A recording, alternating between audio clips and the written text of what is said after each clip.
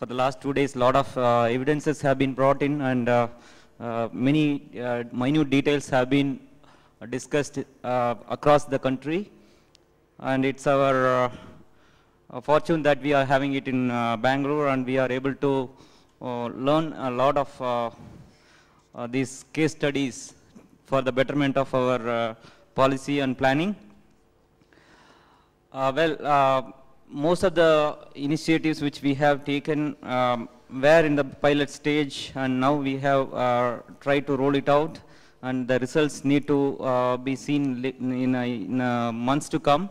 But some of the issues which I wanted to highlight for the which is focused as evidence for the policy makers, I would say that when human resource is a need of the hour, we have number of doctors available in the state, produced every year in the medical colleges, but still we are facing shortages in the rural PHCs, as well as specialists in the community health centers and district hospitals. It may be due to many factors. Maybe attractiveness in the packages may not be encouraging, but we have tried many other methodologies, like outsourcing a lot of specialists and also training specialists from MBBS cadres. This is only a technical skill part, but so far we have not touched about soft skill part, where the quality matters only when we address this issue. This has to happen across the cadre, right from the specialist to the Group D employees, because all these people have been in the system for the last 30 years, and they have not undergone any training so far in their service career, and they require a reorientation and rethinking. If we are pushing money, if we are pushing the programs into their mind, they require a lot of openness to accept the reality. And what is the need of the society and what is the need of the department needs to be understood. So in that direction, we have initiated the process called soft skill development program under Karnataka Health System Development and Resource Reforms Project. We have now started training all the employees across the state. Around 70,000 employees will be trained on soft skill aspect. For each will be undergoing 3 days of soft skill development, and then later on will be followed with follow-up.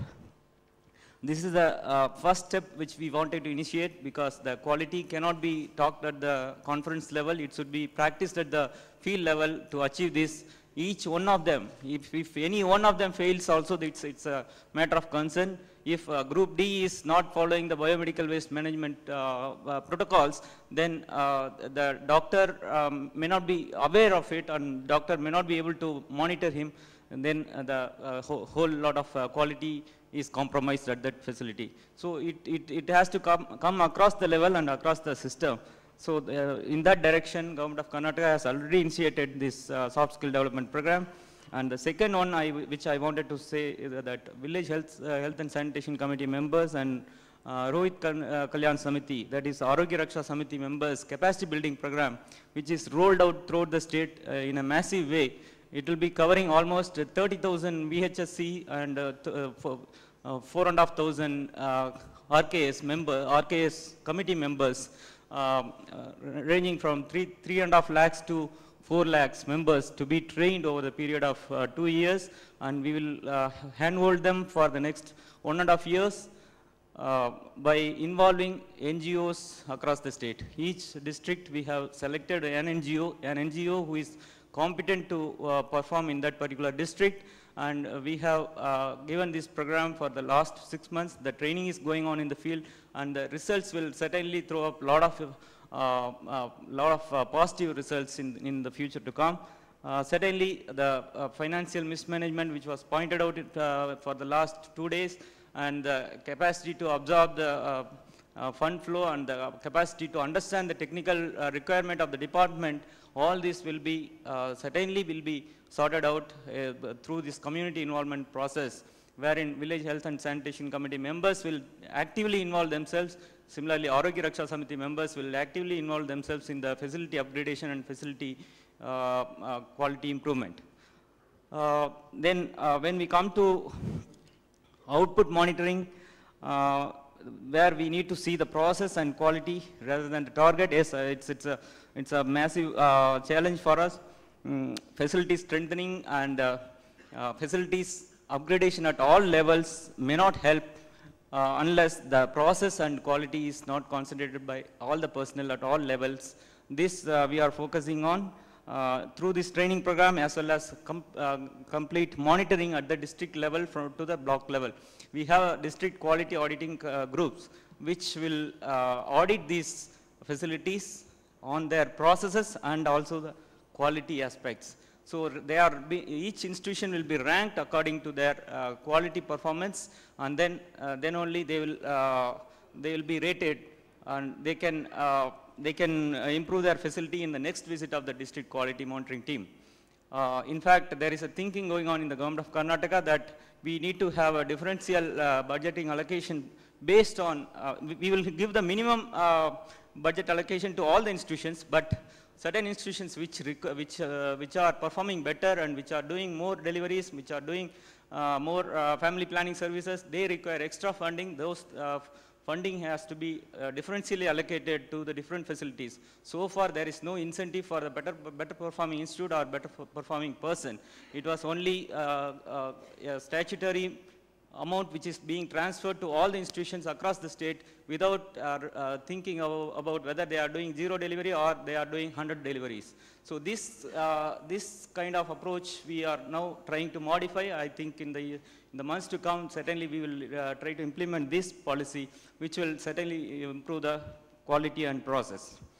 Then, regarding financial management, now Government of India has initiated a process called Financial Management Information System, wherein Karnataka is the pilot state for that. We have already initiated the pilot, wherein e-banking as well as financial monitoring information system will be linked together from the lowest point, that is the PHC RKS to the state level, state health society level. All will be linked to a network, and it will be now we have already started this process. Since it is in a pilot stage, I don't want to comment on anything, or I don't want to elaborate on anything. Only when we prove the pilot to the pilot success, then it will be certainly being demonstrated to other states. Government of India has also asked us to build a capacity of our personnel to train other state finance managers, so that it can be implemented throughout the state. We are still in the pilot stage. And when we talk about HMIS, HMIS is being now used as a tool for reviewing of the district level programs. The districts also are started reviewing block level, facility level achievements and programs. By this process, HMIS is being used as a decentralized decision-making